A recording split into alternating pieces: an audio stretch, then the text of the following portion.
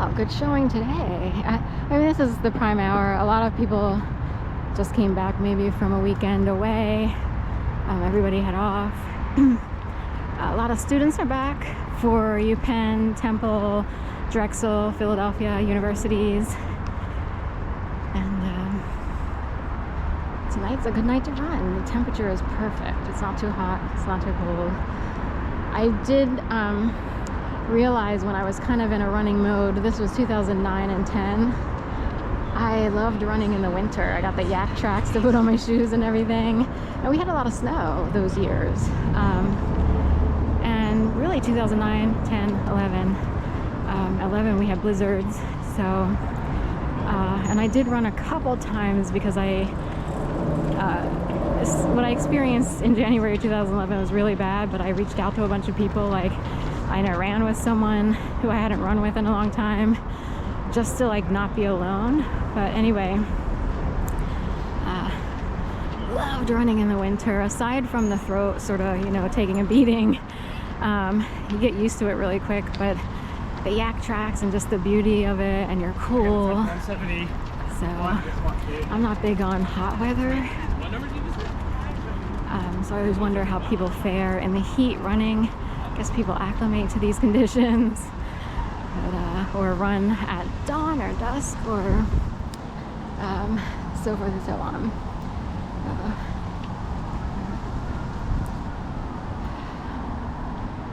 It's funny because in my mind, I have this desire to live in Florida or move back to Florida. I was there for 2.5 years. My mom and aunt lived down there. I have a cousin who I don't really talk to that much, and his wife and adopted daughter live down there. Stepsister who lives down there, another aunt who, but anyway, I don't know why I keep like fantasizing about living down there. I think it's because Florida is a big state. Everything seems stretched out. Up here in the Northeast, everything is crunched together. It's very New England, DC, New York, Philly, all that stuff is all crunched together, and congested. And it's this idea of like feeling freer in wider open spaces or something like that. But I can't stand hot weather. And also the houses look a lot different down there. You have a lot of stucco style houses, certain themes and everything. We'll go in here.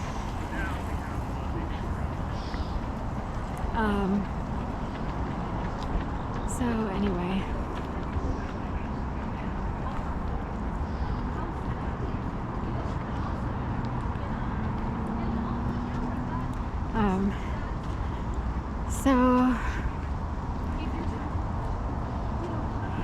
and there's a lot of beaches and stuff here. You could go to beaches, but it would be the Jersey Shore or the Delaware beaches, or similar. Pennsylvania itself doesn't have beaches. Philly doesn't have beaches. We just have these rivers you can sort of like walk to. No swimming allowed. These rivers are trashed at this point. So it used to be a thing like years ago when I lived in Delaware. There would actually be news reports like, you can't swim in the Schuylkill any longer. So way back in the day, people might have actually been able to swim in the Schuylkill, which is over there. That would be unheard of today. Every once in a while, a boat will go up the Schuylkill, but not that often. And they go out on the Delaware, but still not that much.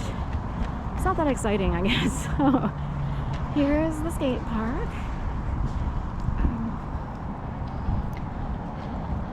So it's gotten, ever since the pandemic, like during the pandemic, I think the graffiti grew exponentially.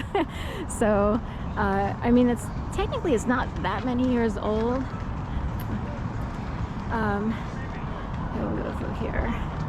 I'm forgetting when, like, maybe before 2010 is when it opened. Did it open 2010 or?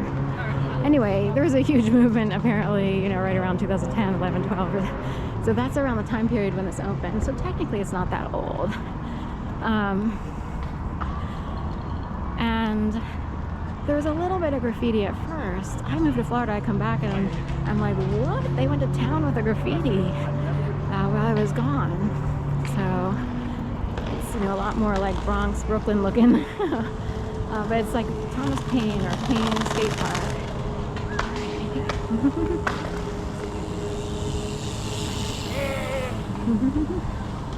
We'll go up here.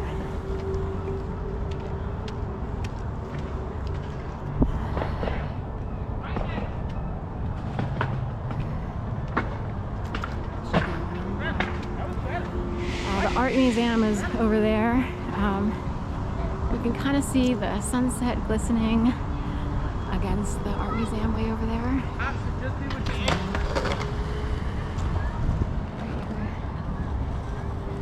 There's a skateboard. I always wished I could skateboard. I can electric skateboard. I can kind of skateboard, kick, you know, push, and all that. Coast. There was a song by Lupe Fiasco called Kick, Push, Coast, right? Or similar.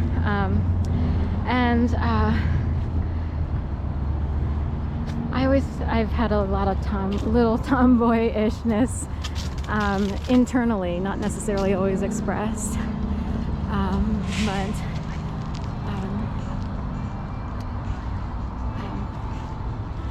So anyway, that led to, I had an electric skateboard for a little while.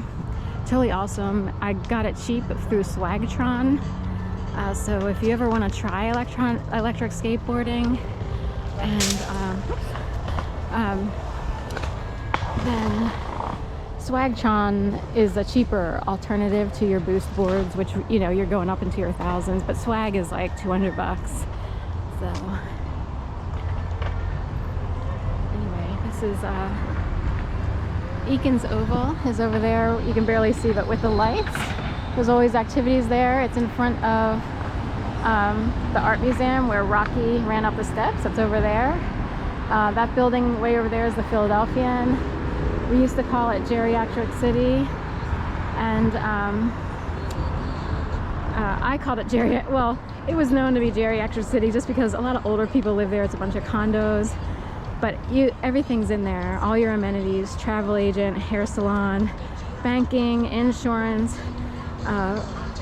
pharmacy, grocery store, a diner. A lot of people eat there for brunch. So you name it, you can. You know, they probably have childcare. They have pools. Am I going this way? Okay. So that's the skate park. I don't want to get in their way. So, you get married out here. You be a skateboarder and decide to like propose to your, you know, whole life or whatever. And I wonder if it's ever been used to get married. I think someone should totally do that. It would be a total show, like a graffiti show and stuff. So